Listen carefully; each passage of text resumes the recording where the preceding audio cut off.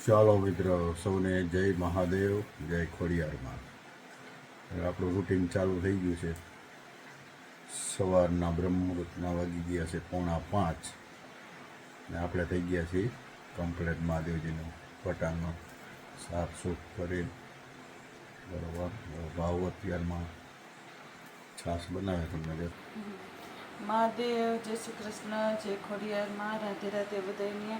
જો આ છાશ તો થઈ ગઈ, માખણ ઉતારું છું. માખણ ઉતારે અતારમાં થઈ જાય, ઠંડી થઈ જાય ને બપોર થાય તો પહેલાં આપણે કહેતા ગોરી ઉતાર છાશ ને આ બોંઘણ્યા ઉતાર છાશ. આમાં એટલે હે ને માખણ થાય, છોકરા ખવાય એવું. નહીં તો બ્લેન્ડરમાં તો કેવું થાય. આ તો નાની મોટર છે અમારે, આમાં તો અસર માખણ થાય. જો આમ તો અહીં થયું દૂધ સારું આવે છે ને, જો એટલે સરસ માખણ થાય. અમારે છે આપણે બગસરા પાસે રણ ગયા છે ને, આમાં કંઈ ગૌશાળા રાજુભાઈ વર્ષોથી એ ગાય માતાનું દૂધ આવે ને આપણો બને ત્યાં સુધી એવો ગોલ ખરો કે બને ત્યાં સુધી ઘી અને દૂધ ગાય માતાનું ખાવું. આગલા વિદ્યામાં તમે જોયું છે જાલસિકા બાપુના આશ્રમમાં જો ત્યાં જાલસિકા આવે એ લાભુભાઈ એ બાપુના સેવક છે ને હું બાપુનો સેવક છું.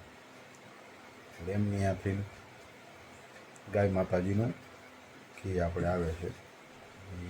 એમનો વિડીયો ઘરનો અને એમનો વિડીયો બતાવ્યો આપણે ગાય માતાની. બધા એ ગાય માતાનું આપણે ઘી આવે છે, ફર્સ્ટ ક્લાસ ઘરનું ઘી, ચોખ્ખું. પણ ગાય માતાના ઘીનું જરાક ભાવ વધારે હોય, પણ ગાય માતા એ તો ગાય માતા, ગાયમાં કાંઈ ઘટે નહીં. બને ત્યાં સુધી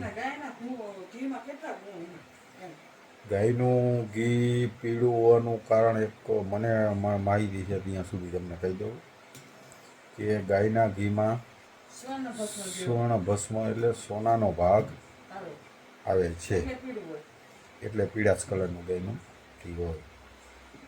સ્વર્ણ ભસ્મ તો આમથી આપણને આપણું શાસ્ત્ર અને આયુર્વેદિક કહે છે કે ખાવી જોઈએ સ્વર્ણ ભસ્મ. તો હાલો હા, સોનાનો પાવડર. હાલો હું તમને બિલેશ્વર દાદાના બ્રહ્મ મુહૂર્તના દર્શન કરાવું. જય જય જય. અમારે ચોકીદાર બાપા બેટરી કરતા કરતા આવે હવે બસ અત્યારમાં અમે દાખલા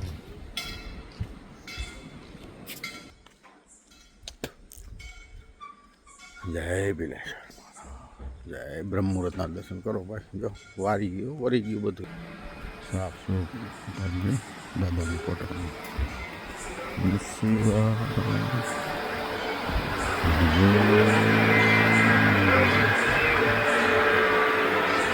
જય બિલેશ્વર.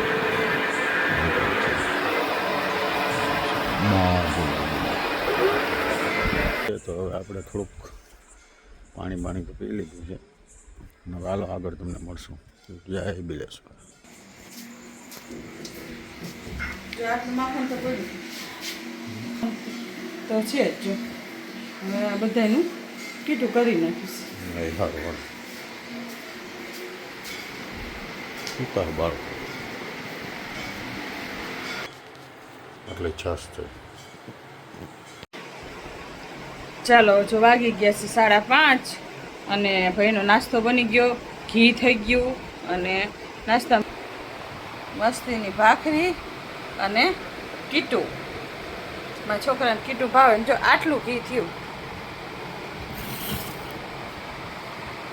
આ ઘી તાજું જો ગાયનું આટલું ઘી થયું. અને હમણાંથી માખણ નથી ખાતા એટલે થયું ને, તો માખણ ખાઈ જાય તો ન થાય.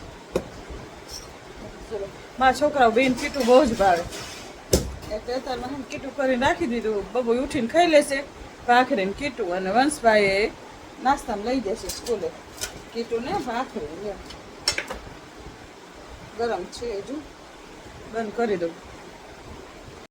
હેલો ગાઈસ, તો આવી ગયા છે 9. કાનાની બધી પૂજા કરી નાખી, તમને દર્શન કરાવી દઉં. જય શ્રી કૃષ્ણ, રાધે રાધે. જય ખોડિયાર ફૂલ પપ્પા ચડાવશે મમ્મી જાય છે આજ બોર ચોથ એટલે ગાય પૂજવા જાવું હાલો બધા ગાય પૂજવા ક્યાં જઈશ ગાય પૂજવા આયા ઓય ઓલા આ પરિણીની સોસાયટી કઈ કહેવાય હા કે તુલસી નગર. તુલસી ના તુલસી ટ્વિન્સ ત્યાં બાંધી છે ત્યાં ગાય બાંધી છે ઢોલ વાગે શેરીના જાતા છે હું તો એકટીવા લઈ જાઉં મારે ભેગું ન થાય આવીને હજુ મારે પૂજા બાકીમાં વિજય બીચ ન થાય હું તો જો એકટીવા લઈને જાઉં હું પૂજા કરું બધો દેખાડ દે ફૂલ ક્યાં છે પપ્પાની પેટી છે પૂજા કેમ કે એમાં બધી વસ્તુ છે અને ફૂલની તો લેવા આગળ પડી છે અને આ છે બાજરો ખવડાવવાનો હોય એવું હોય ને હા ગાયને ખોરાની એઠો લાવવાનો હોય પાછો કેમ કે આપણે એકટાણું કરવા બેવી ને તો એ પહેલા ગાયનો થોડોક બાજરો એઠો ખાવાય અને પછી એકટાણું કરાય અમે એમ કરી હો તમે કેમ કરતા ખબર નહીં ઓકે સારું ચાલો બાય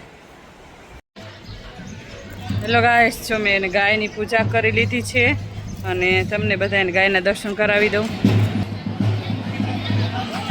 જો આટલા બધા બૈરા પૂજવામાં છે અને જો ગાયની પૂજા કરે એ ગોર બાપાએ સંકલ્પ કરાવી દીધો છે અને જો જય ગાય માતા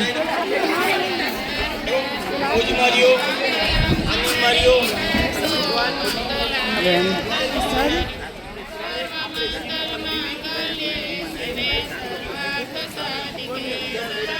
અચ્છા આરતી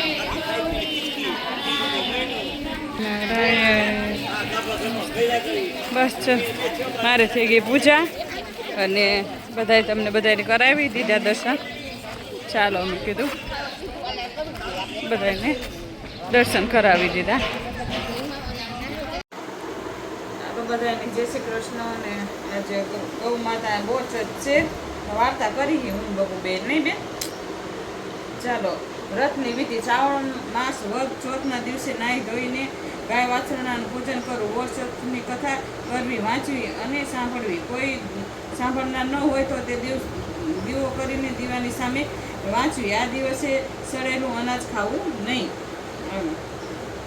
વાર્તા એક ગામમાં સાસુ અને વહુ રહેતા હતા શ્રાવણ માસ આવ્યો એટલે તેને વધ ચોથના દિવસે સાસુ નદીએ નાહવા જતા તેમની વહુને કહેતા ગયા કે વહુ આજે બોરચોથ છે માટે હું નદીએ નાહવા જાઉં છું પાછી આવું ત્યાં સુધીમાં ઘઉંનો રાંધીને રાખજો સાસુએ ઘઉંની રસોઈ કરવાની વાત કરી હતી પણ વહુએ વિચારીએ કઈ દિવસ ઘઉંલો રાંધ્યો ન હતો તેથી ઘઉંલાનો અર્થ સમજી નહીં અને ચાલો મહાદેવજીના દર્શન કરવા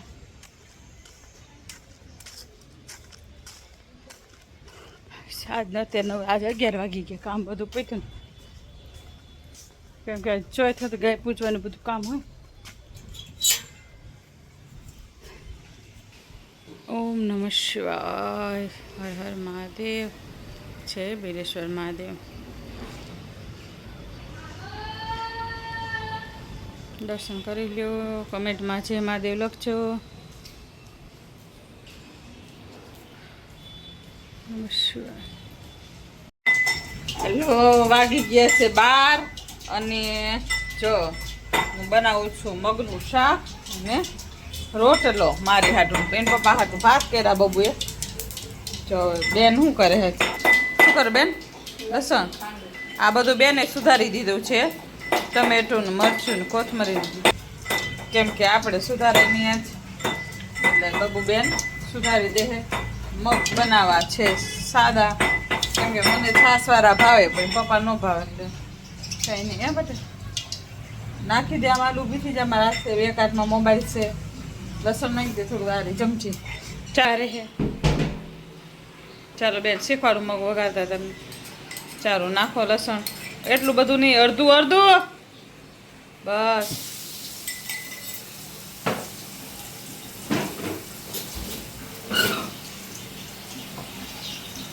ધાણા જ મગમાં ચમચો લીધો જ નથી ને રેડી ગુડ હાલો જો મગ વગેરે રાઈ જીરું મેથી હિંગ નાખી હે હા ચાલો ધાણા જીરું નાખો થોડુંક હજુ હળદર નાખો બેન બસ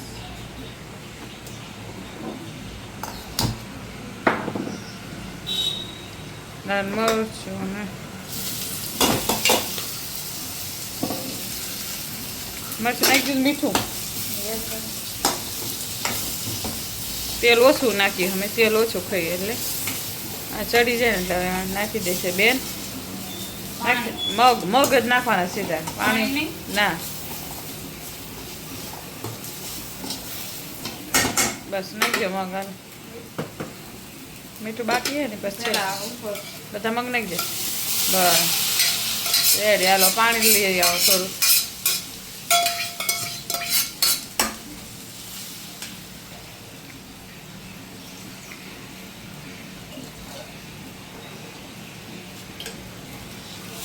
બસ મીઠું નાખી દે તને ભાવશે આ ખાંડ બાર કંઈ નહીં કંઈ નહીં નાખવા દેવાનું નાખી દે મીઠું બસ થયા હોય એવા ખરા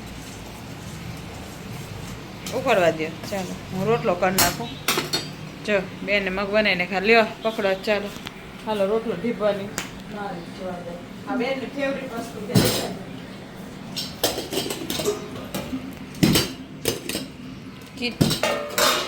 અને થોડા ખાસ ભાત ખાવાની ઈચ્છા છે તો આ દિવસે વધુ તોની વાત છે તો છે તો જો એ મેં બનાવ્યા છે ભાત એ મેં બનાવ્યા મગ એ બે બનાવ્યા તે રોટલો હું બનાવું હવે જો સારું ચાલ રોટલો બનાવી અને બેન તમારી માટે શું છે એ બધો મારે ખાવાનું નથી દેખાય ભાખરી લોટ તો તારો પડ્યો છે નથી કરવી આડા આડા નહીં મને ખાવું જ નથી કીટું ને બાકી કેમ કે મને કીટું કેમ કે સવારે છે ને મેં પનીર પરોઠું ખાધું છે હવે મને ભૂખ છે બટ મને નથી ખાવું ભાત વધશે તો થોડાક ભાત ખાઈશું છાશ ભાત ઘણા દિવસો પછી ઈચ્છા થઈ છે છાશ ભાત ખાવાની બહુ જ ખાતું સારું ચાલો પછી મળ્યા ચાલો લડ્ડુના જમવામાં છે માખણ મૂળો ગોળ રોટલો અને તાજી છાશ તુલસીને પાન મૂકી દીધું છે ટોકરી દઈ દઈ સોરી વગાડ દઈ પડદો દઈ દઈ આટ હેલો ગાઈઝ અગર તમને અમારો બ્લોગ ગમે તો લાઈક કરો શેર કરો સબસ્ક્રાઈબ કરો અને કોમેન્ટ કરવાનું ભૂલતા નહીં ને અમારી બીજી યુટ્યુબ ચેનલ છે ગિરનારી બ્લોગ છે B.R ટ્રાવેલર એને સબસ્ક્રાઈબ કરી નાખજો બધું કેપિટલમાં લખજો એમાં અમારે ટ્રાવેલિંગ બ્લોગ્સ બધા આવશે અને આજે અમે નવો બ્લોગ એમાં મૂક્યો છે તો તમે જોઈજો બાય બાય રાધે રાધે